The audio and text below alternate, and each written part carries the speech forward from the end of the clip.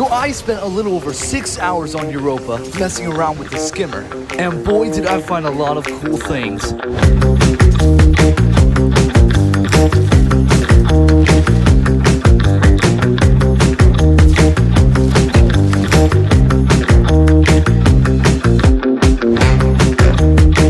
This is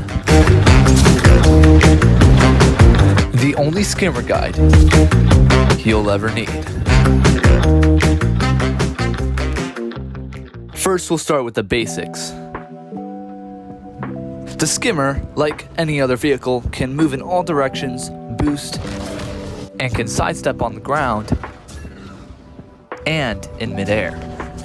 The new abilities are the jump and the grind.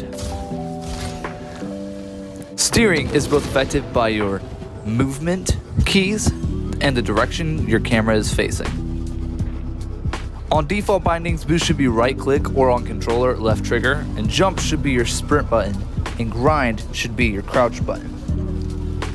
Without further ado, let's get into some of the techniques. This part of the video will focus on 4 major mechanics: the boost, the side steps, the jump, and the grind. Let's start with the boost. When you press the boost button, you'll quickly accelerate to top speed, which is this number shown here. However, this number is a complete lie, because you can go much faster with a technique called tap boosting. Instead of holding the boost button, tapping it repeatedly and at a moderate and consistent pace will actually make you go approximately 25% faster than the original speed. The only drawback to tap boosting is that it reduces your handling a lot, but there is a way to fix that. Which brings us to our next mechanic, the side steps. These side steps make you dash left or right both in the air and on the ground. When you boost and dodge at the same time, it will actually give you more acceleration than just boosting. You can dash and turn your camera at the same time to do a whole bunch of things, such as turn at high speed, stop immediately, aerial dodge boost, momentum transfer, momentum cancel, and impact cancel. We'll talk more about these later in the video. For now, let's talk about the mechanics of the jump. The jump is a pretty basic mechanic on its own, but when combined with other techniques, it really shines. Boosting and jumping at the same time actually gives you a further increase in momentum. And when the jump is combined with ramps, you can achieve insane heights. There is a very specific window in which you can achieve the perfect jump and achieve the maximum amount of height that you possibly can when taking a ramp. The timing might take a while to get used to and to feel out for, but eventually you'll get it and you'll achieve crazy height off of ramps. The next mechanic to get into is the grind. The grind is definitely one of the most versatile mechanics, having the ability not only to hover in the air for an extremely long time, but also to have a jump that is higher from the ground than the original jump. One of the coolest interactions I've seen with this ability is something I call the grind cancel.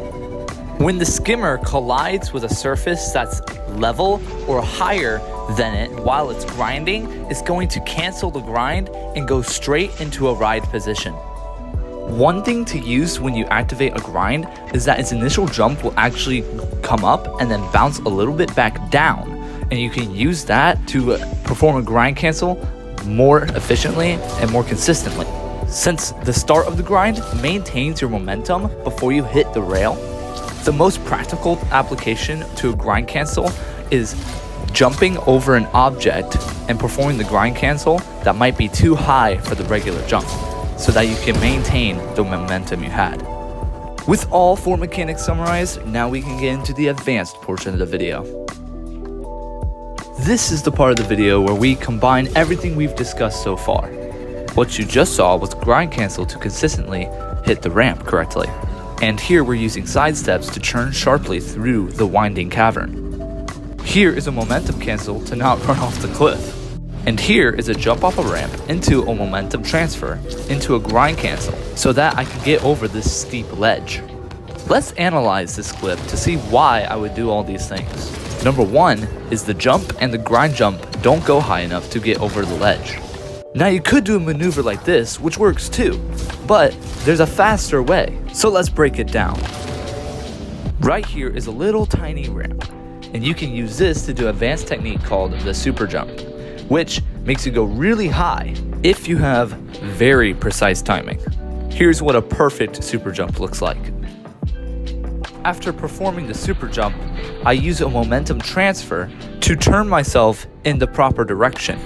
Then I perform a grind cancel because from this place I'm at right now, if I don't use a grind cancel, I'll just fall into that crevice and not be able to make the jump. But using a grind cancel, I'm able to maintain the momentum that I just made and get onto the ledge safely. Momentum transfers are very important because you're able to make minute little changes to your trajectory and to the direction you're going so that you don't run into things and you can just weave through narrow passageways and tight corners. Tap boosting and sidestepping is going to be your fastest method of traveling when using the skimmer. Since we know the 4 basic mechanics, it will just take some practice and some time getting used to how it feels, and then you'll do it without thinking about it. And you'll be the fastest person in the lobby. One last note before we close off is the Sparrow control mode is out this week, and I hope they make it permanent because the Skimmer is absolutely amazing in this Sparrow control mode. You can go around and just dash, tap boost, and sidestep into them, and it one-shots them.